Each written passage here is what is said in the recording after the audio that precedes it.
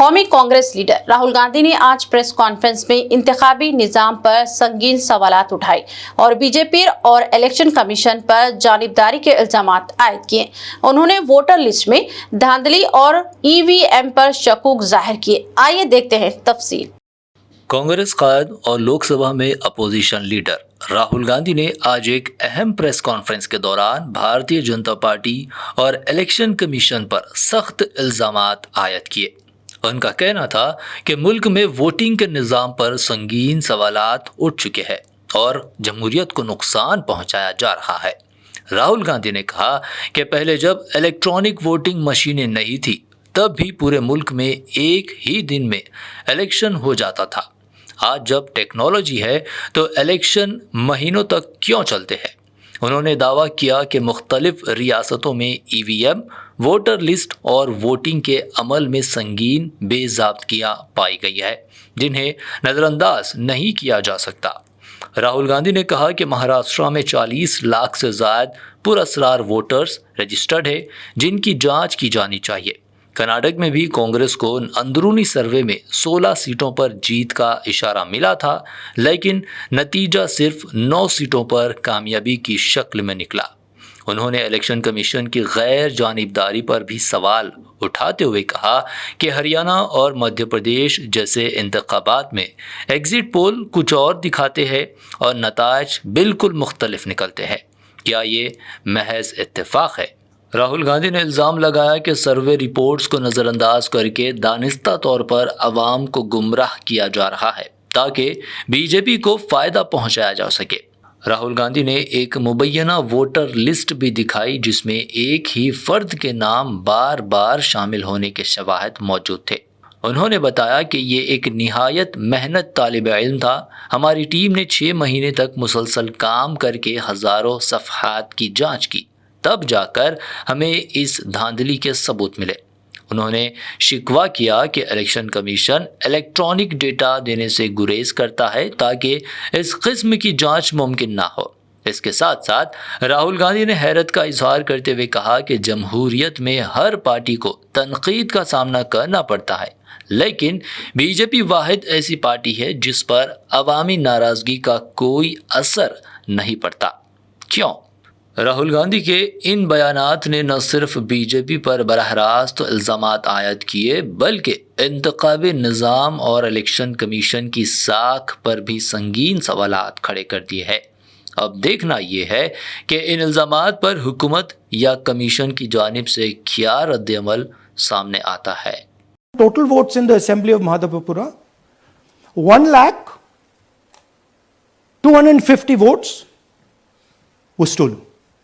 They were stolen in 5 different ways. The first way, duplicate voters. One voter appearing multiple times on the voter list. Fake and invalid addresses. Voters who didn't have addresses or were just fake addresses. Bulk voters in single address. One building, 50 people, 60 people. One bedroom house, but we go there, no 50 people living there. No record of those people ever having living there. One family living in that house. Invalid photos, photos which you simply cannot see or no photos existing of theirs on the polling list.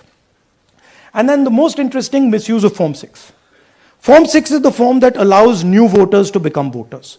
So generally Form 6 is anyone who's 18 and above but hasn't voted in the last election. So they should be between 18 and 22, 23 years old.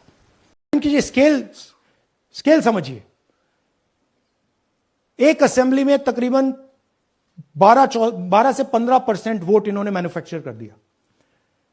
तो अगर चुनाव में 2-3%, 4% की margin चल रही है तो वो तो गया, राइट?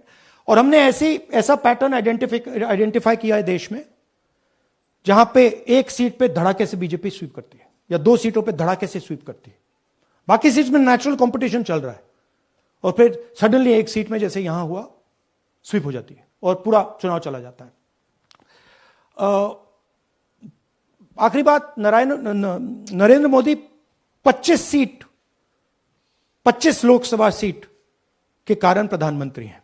मैंने जैसे कहा 21वीं सदी है, एक हार्ड ड्राइव पे आप पूरा डेटा रख सकते हो, 100 साल 200 साल का डेटा रख सकते हो, जितना रखना है रख दो।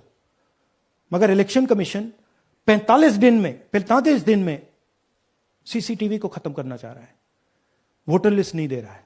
तो they are colluding with the BJP, they are helping the BJP destroy the election system in India.